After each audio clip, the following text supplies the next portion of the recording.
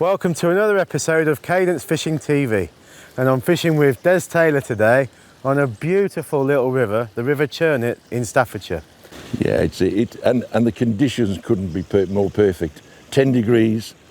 I think in the night it was about 8 degrees. Overcast, shallow river. It looks just absolutely perfect. It's got to be my favourite type of fishing, this has. Oh, me too. Well, we're going to keep it simple, aren't we? It's a small river and we're going to rove along. The section is owned and run by Fenton and District Association, and they've very kindly invited us here today. I've not fished the Churnet down here before. I've fished further up by Tittersworth at the top for trout. I've never fished it at all, ever. Yeah. So we're exploring a bit, aren't we? Which is fun. Yeah. And we're going to try and target grayling. We know there's some grayling here, but basically we're happy to try and catch anything, aren't we?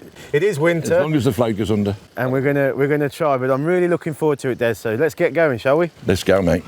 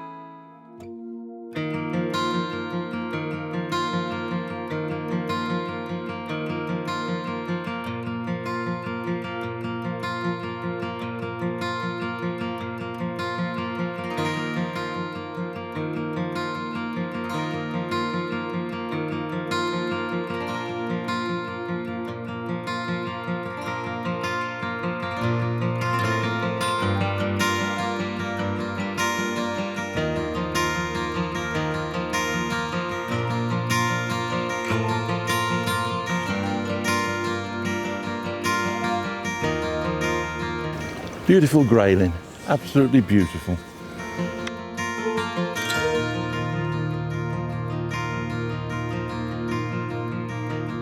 And there she is, the lady of the stream, beautiful, absolutely beautiful fish. Let's return him back. Beautiful. They only get bigger, they don't get any better. Beautiful fish. I absolutely love the habitat. I love the method and I love the fish.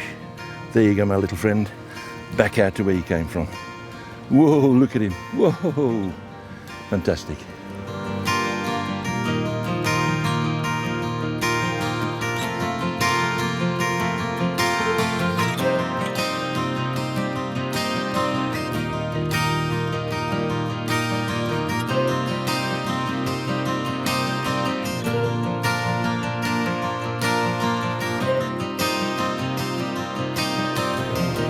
It's actually quite strange that people associate me with monster fish, whether it be carp or great white shark or whatever, but take it from me, my finest hour is on a small grayling river, fishing for grayling on a float, relevant to the size, fish like that, 6-7 ounces, absolutely fabulous, I love it. This is for me the absolute classic grayling swim, where you've got a bank of gravel. You've got a bank of gravel going in, and then just on the centre it drops off the edge of the gravel, which I'm fishing off just there, just off the edge of the gravel. That's where they're lying, slightly deeper water in the main flow where the food will be coming down, whether it's fly on the surface or whether it's nymphs on the bottom, whatever's coming down. That's where it'll be coming down, and that's the line I'm putting this bait on and having bites.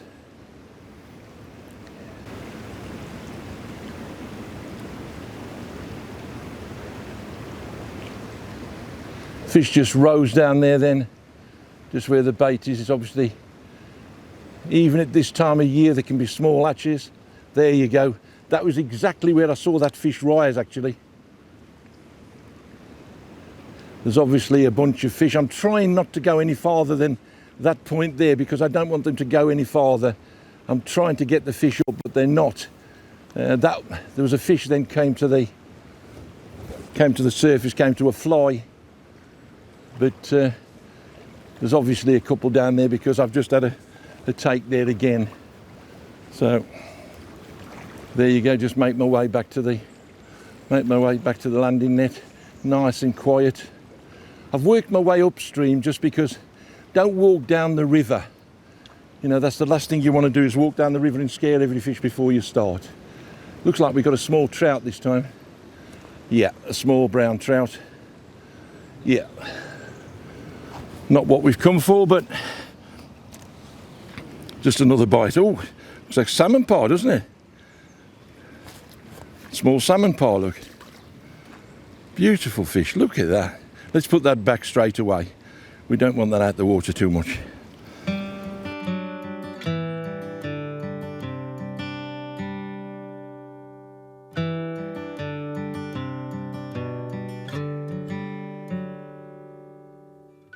You know, to enjoy this type of fishing is to be out here in this marvellous Staffordshire countryside.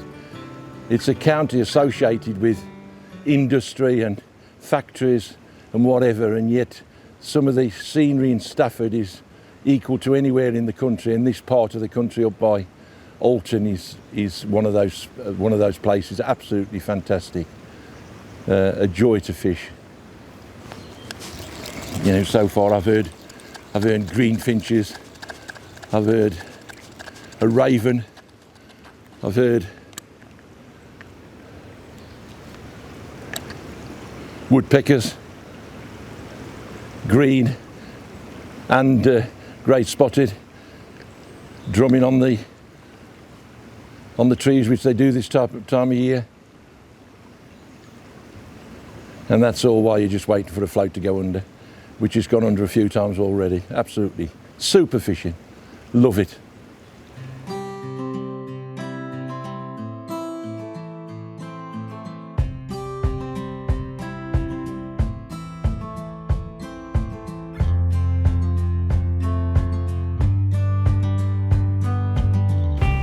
Grabbed it on the pullback. It's a better fish. So often that does that.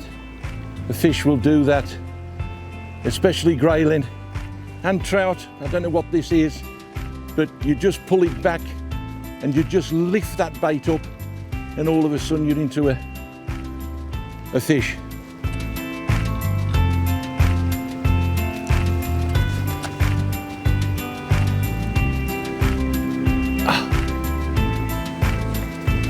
Where is that gone?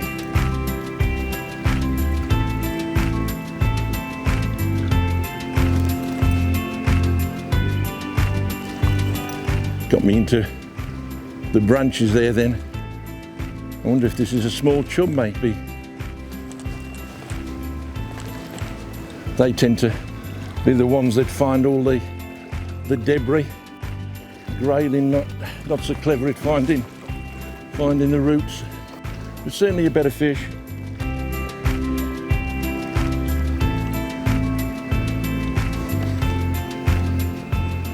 What have we got this time? What have we got this time?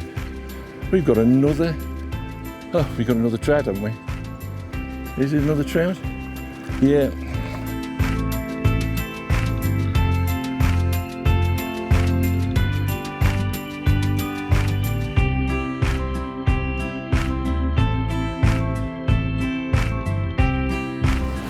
Here we go. Look at that. Beautiful brown trout. Beautiful. I'd like to catch that on a nymph or a dry fly, but hey, it stuck to maggots and I still enjoyed it. The float went under. Beautiful fish. Let's get that back. Beautiful fish. Look at that. I've been fishing for about 20 minutes just upstream of Des. I found this lovely looking swim here with this fallen tree, which is providing lots of cover. Obviously when you're fishing little rivers and brooks like this, it pays to be really, really stealthy. So I took my time getting in, and I've actually caught 2 grayling already. One's a small one, about 4 or 5 ounces, and another one about 12 ounces. So I'm going to give it another go. I'm not trying to catch too much too quickly because I fear that might spook the fish. And I'm only feeding very, very lightly, just 2 or 3 maggots. I know from experience that it's very easy to overfeed grayling. What tends to happen is they'll just follow the bait downstream. So unlike when you're fishing for fish like chub and dace, as hard as it is for me, I have to really cut back on my feedings.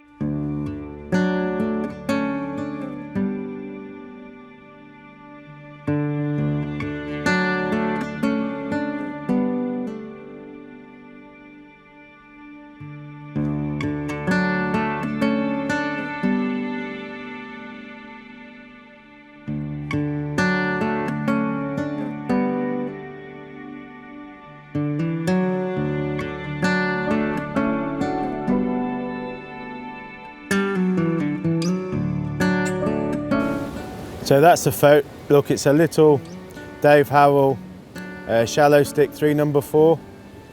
It's a wire stem float, which is great fishing in this boiling water.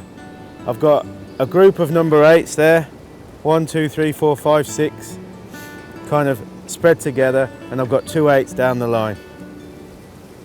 And I'm finding that quite easy to fish with because it's sort of allowing me to flick the float and bait into position quite nicely rather than a shirt button. I can't really cast properly. I'm having to improvise a bit because of the trees, but I'm just trying different bits of the swim and wherever possible getting close to the cover, because I'm sure that's where most of the fish will be holding out.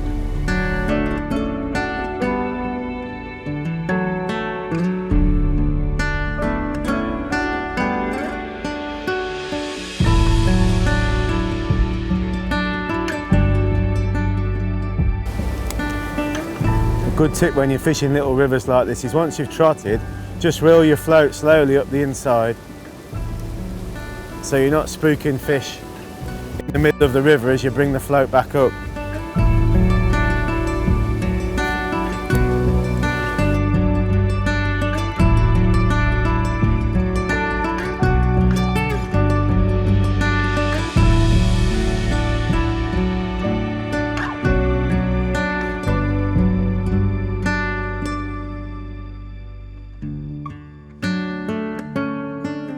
I'm just going to have a couple more casts in this swim, and I'm going to actually change my stick float because now this wind's got up, I'm struggling to see this finer float, so I'm going to change over to a dome top float.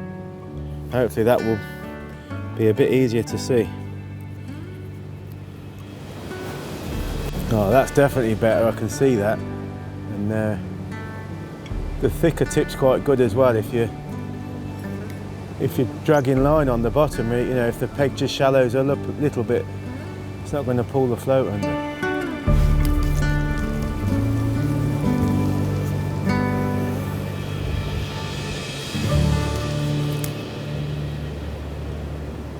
Little rivers like this, they typically have riffles and pools like this. So riffles of shallow water dropping into pools, and then there'll be another riffle. And it's the pools that I'm focusing on today. The river's quite low, and those are the areas where you typically catch on little streams and rivers like this.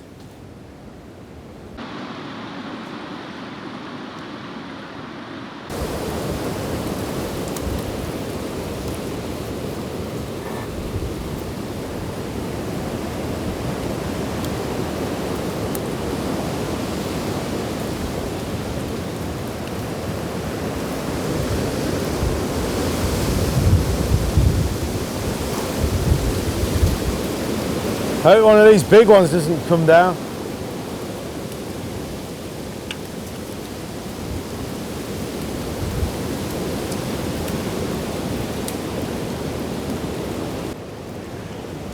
Well, I think I'm going to go and try that swim just above. I can always drop back down here later, but we've perhaps spooked the fish here now.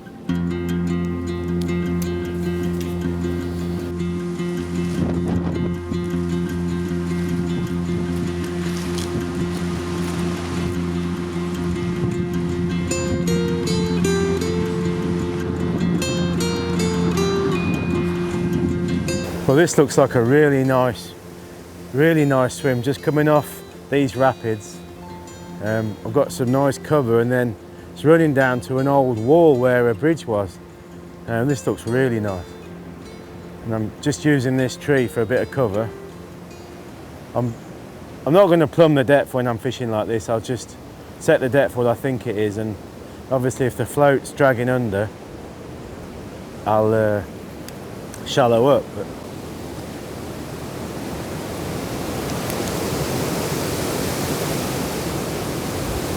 that's a small fish. Not that bad actually. Oh, I think it's a trout. That was exactly the same on the last swim. I had a trout first cast last time. Whee!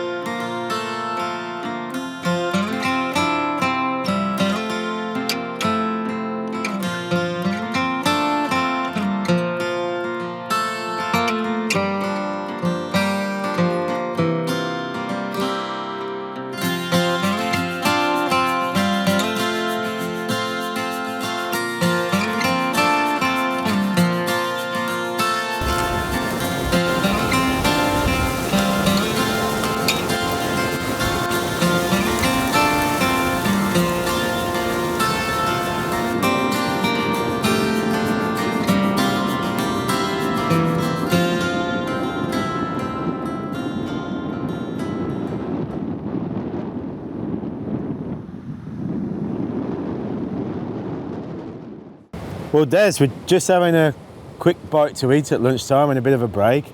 We've had a nice start, haven't we?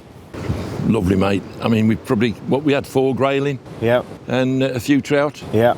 So super. Have you been catching? I've been catching just over the gravel bar, right in the crease, just as though they're hiding their heads so you can't see them. And instead of being out in the main flow, they're right against where it just drops over. Yeah.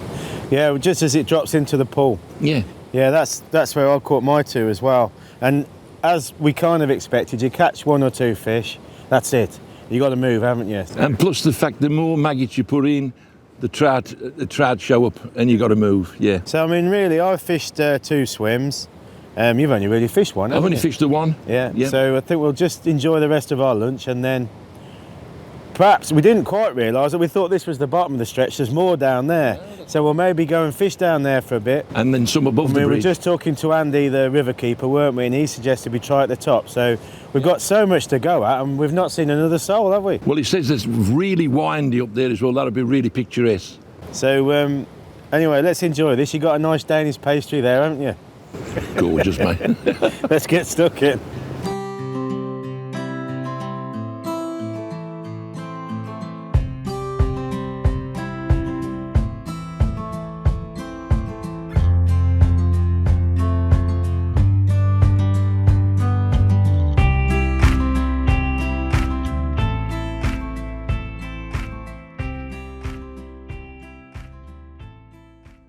When I was a student, I used to live in Stoke, and I used to fish a lot at Tittersworth Reservoir for trout, fly fishing.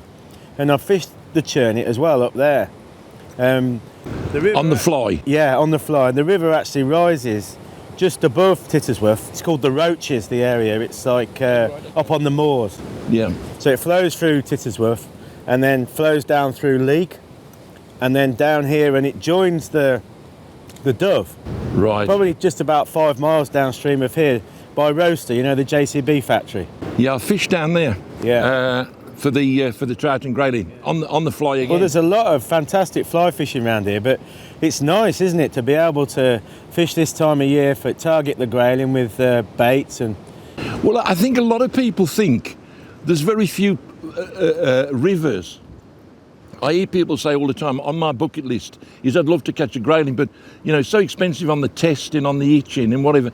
But there's so many rivers around the country, so many small rivers like this, if you just put a bit of research into it, that have got grayling. Yeah. I mean, I can name probably a dozen in Wales for a start. Yeah, well, just round me in Warwickshire, we haven't really got grayling, but we've got some fantastic trout, chub, dace.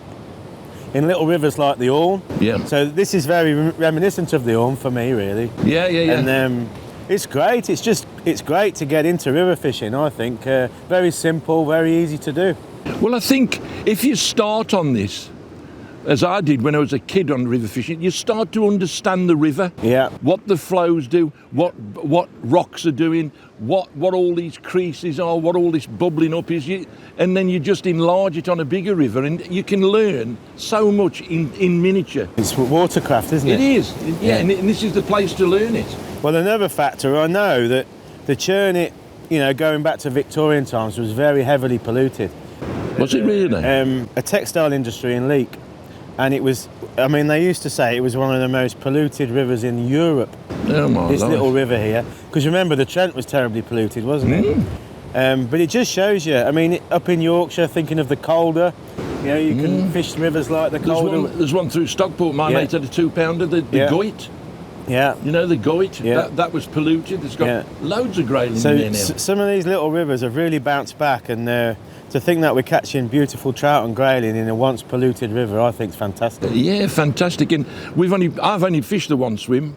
I've fished probably 2 lengths down. Yeah. You've fished 2, and we've had grayling in each peg, which is nice. No, it's fantastic. So they must love the environment. Well, I'm really looking forward to the rest of the afternoon. I'm enjoying back in Staffordshire as well. I love Staffordshire. Isn't it funny? Even myself, you think of Staffordshire, and I'm a Staffordshire guy. Dudley.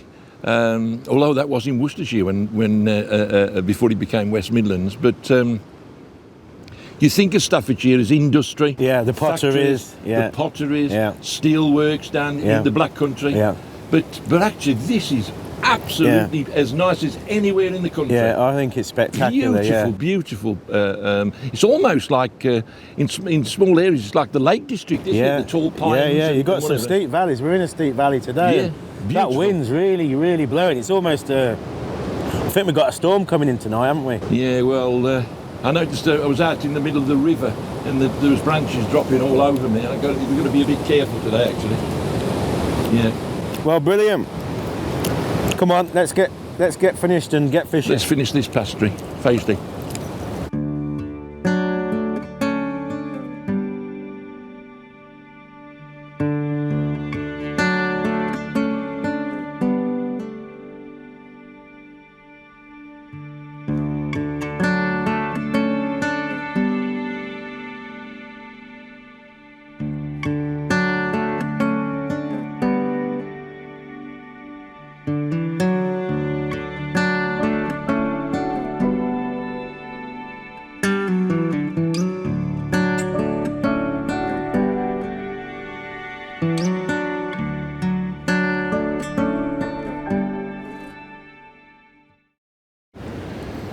It's funny, I've only been in this swim sort of 3 casts, and I just don't fancy the peg.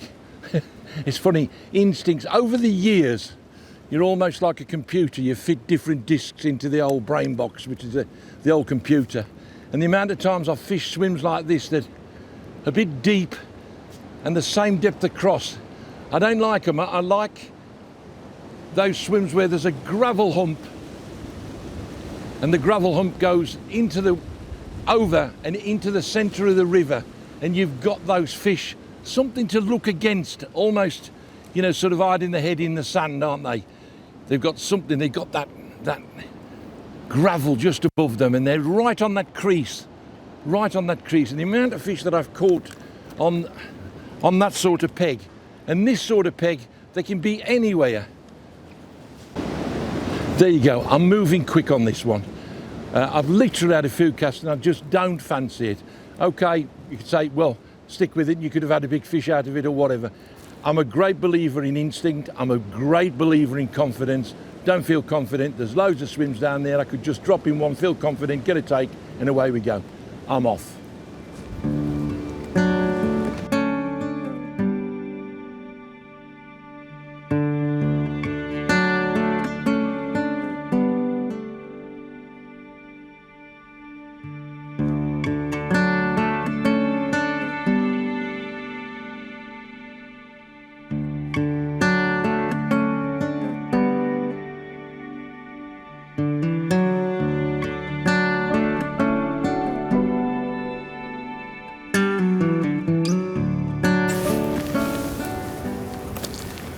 we go.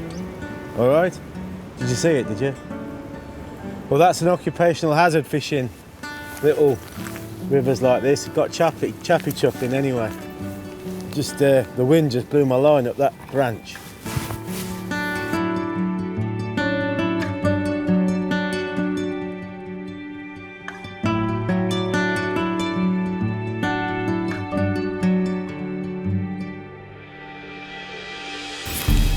Right, remember James, keep your rod down once you've cast. Otherwise it goes up the tree.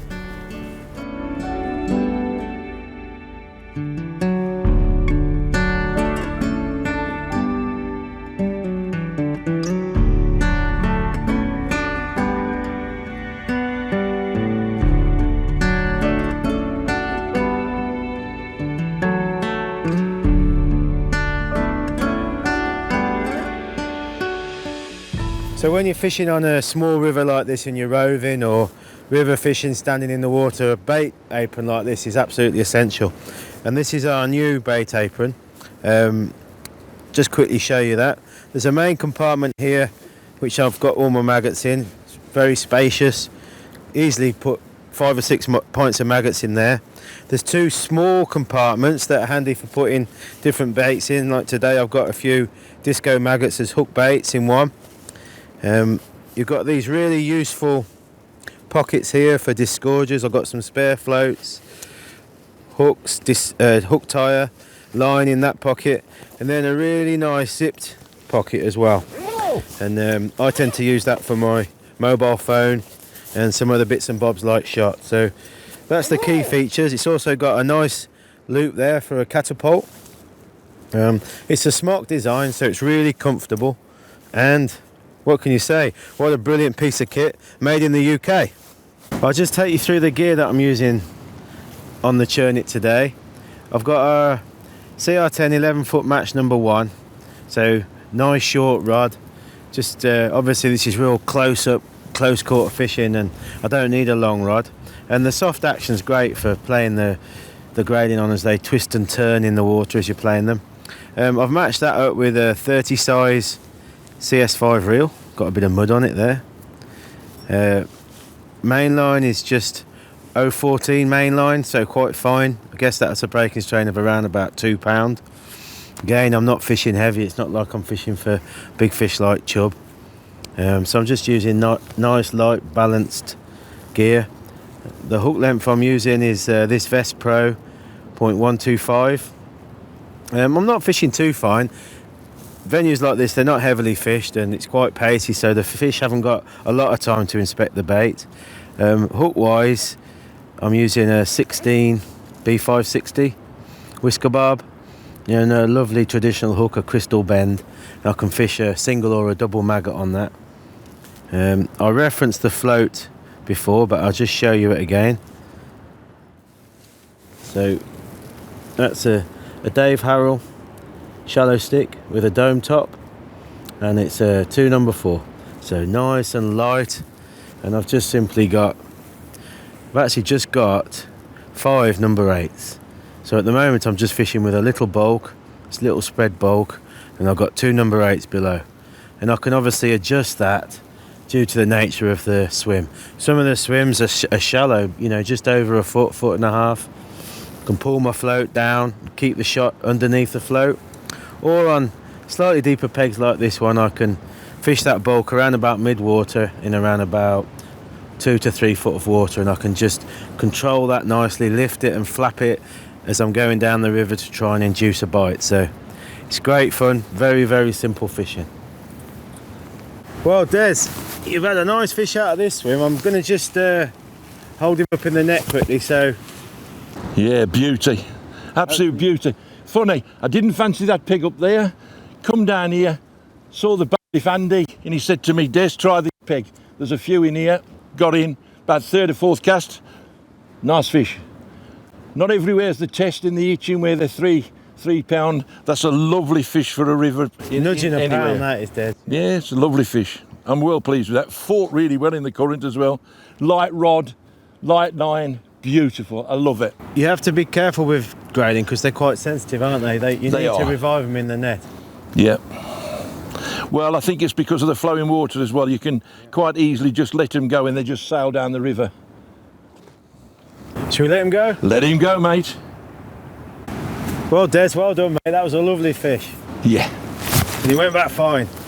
Super. I'm going to go and fish just a couple of swims upstream with you. Just below the shallows. You fancy this for another one, don't you? Yeah, I fancy, because while I was waiting for the camera to arrive, I was just feeding it, which is just the ideal thing to do, actually. I'm hoping that Andy's right. He said you're always right for a couple.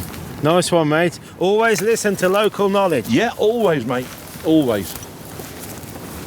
You're never too old to learn.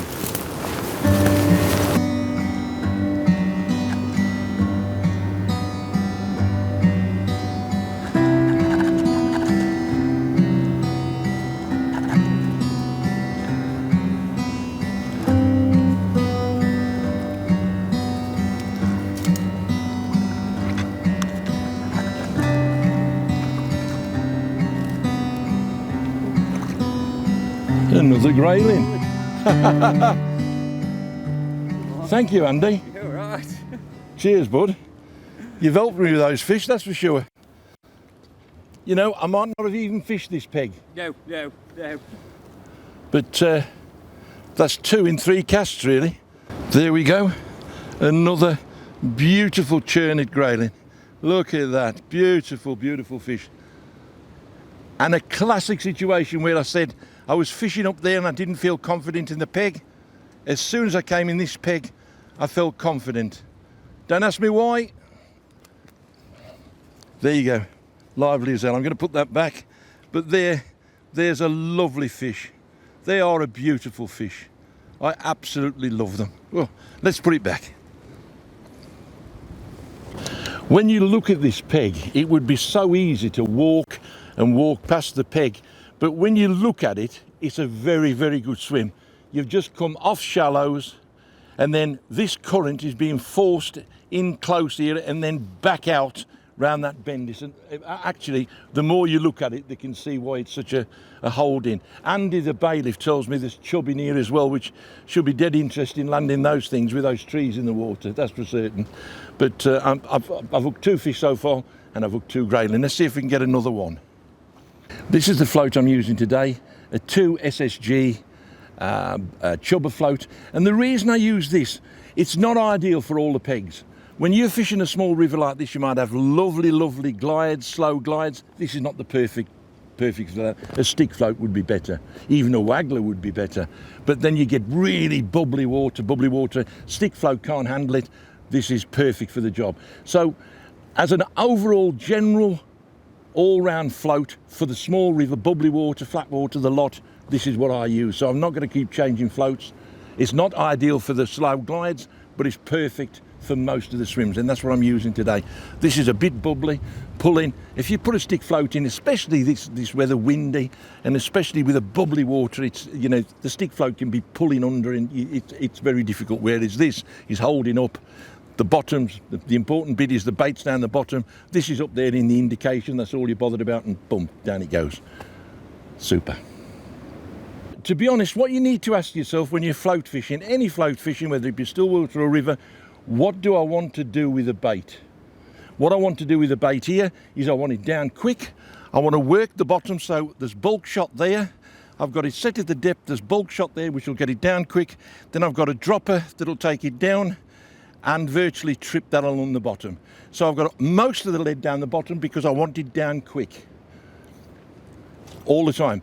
If you've got not much shot down the bottom and it's sailing up, you're not going to get the grayling. Those grayling are sitting on the bottom lots of the time.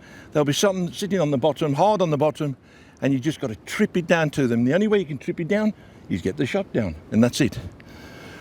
Now here's a tip. When I get to a grayling peg, the first thing I do is I don't put any feed in. I put 2 maggots on a size 16, or if I'm expecting big fish, even on a size 14, and I just trot it through with no feed at all, because it might be called lady of the stream, but let me tell you, it's the bully of the stream, especially a bigger one. Now, a big one in this river might be a pound, and there I go, I've just had one. Those first casts, don't put any bait in. Put just the bait, send it down 2 maggots under the float. That big one will come and try to beat the rest, and you'll catch it. As soon as you start feeding, after that, what I start doing is feed, and then get perhaps a shoal of fish. And that's what I'm doing now. But definitely, when I've caught a couple of fish, you can move. But what I will do generally on a small river like this, I'll wait 10 minutes, just sit there and just keep putting baits in like that, because what they've done is they've just dropped down the river a little bit, and sometimes you can't go down the river. So just sit there for 10 minutes, quarter of an hour, have a sandwich, cup of coffee, just trickling, just literally, just a few in, just a few. Not a handful, just a few. There you go. And then all of a sudden, 10 minutes later, plop it in. Down we go. Let's see if we catch another one. Hold that float back. That lead's took it straight down where I want it, right down to the killing zone. That's where I want to be. Just holding it back. Here we go.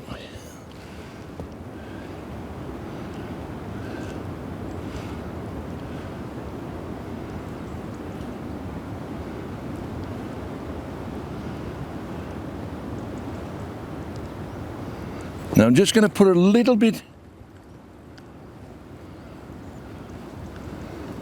of depth on that, only a tiny bit, because I did, after that fish reset up, and I might, literally a couple of inches can make all the difference to being on the bottom. You don't want to be catching the bottom all the time and hooking up, because there can be snaggy rivers, these, but you want to be down there. For a grayling, you want to be down there.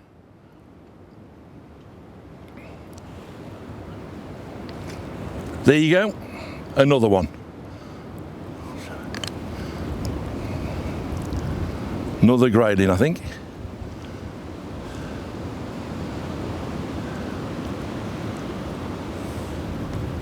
Easy fishing, lovely, lovely fishing.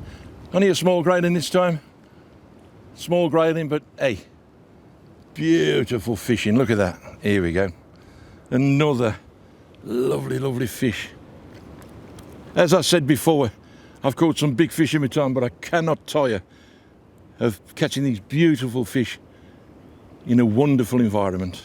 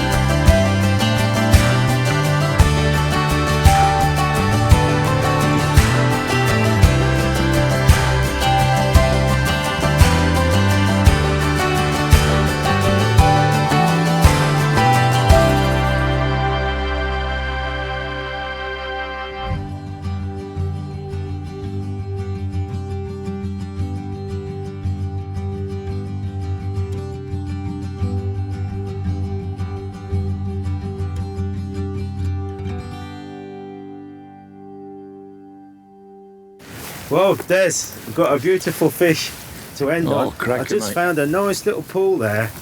In And, close, eh? Right close in, yeah. I've got Right in close. two grayling, a small Look at one and that. that one. That one's nudging a pound, isn't it? Yeah, yeah, he's a pound. I'm going to get it Probably back pound quickly plus. now. But Brilliant. Well Fantastic. done, mate. Well done. well, Des, that was a lovely day. I've thoroughly enjoyed myself. Yeah, fantastic. I must admit, there's something special about small rivers, isn't there? Yeah, it's been great fun. It's almost been like a kid again, isn't it? Just Boy's a own rod and fun. net. Boy's own fun, innit? Yeah. It really is. I think I've had 8 grayling, a few trout, and that one days, and I've only had 2 sort of fish that size. The others have been those very small Yeah, grayling. you've had more than I probably had about 5 grayling and a few. I've struggled up this stretch, and yet it looks better. Yeah. But you've found them really in close. Yeah, I've been fishing there for 20 minutes, trotting down, lovely, all the way down the swim, nothing, and I've just been dripping a few maggots right close in. There's a bit of an undercut bank. Yeah, yeah. And I missed a bite. I thought that I was about to move and got a small one and then that one. So Yeah. I think I'm going to call it a day at that. But Well, the rain, it looks like it's raining, and I'd like to get back to the car dry. yeah. I might have a pint of cider on the way home. Ooh, that sounds good. I like this. There's a pub just up here, isn't there? There is, actually, yeah. And I think it's just a spectacular view. I mean, look at the castle up there. I know. It's nice. Alton Castle, it's Yeah. absolutely lovely, isn't it? Yeah. Look at the sun on it now. It's a good Beautiful. stretch, isn't it, when you think about it? It's just interesting fishing, and sort of they are easy to catch. When you find them, they're dead easy to catch. You don't have to be the most skilled stick float angler in the world to catch them, and it's just lovely fishing. Yeah. You know, the bird life, nature, the setting. Yeah. Grayling are always in nice places, aren't Yeah, they? absolutely. Well, thanks, Des. I've got to thank you, and thanks to Fenton and District as well for letting me fish here today. Been a pleasure, It's been mate. brilliant fun. Always is a pleasure. I think we'll go and get that pint, yeah? Yeah, sounds nice.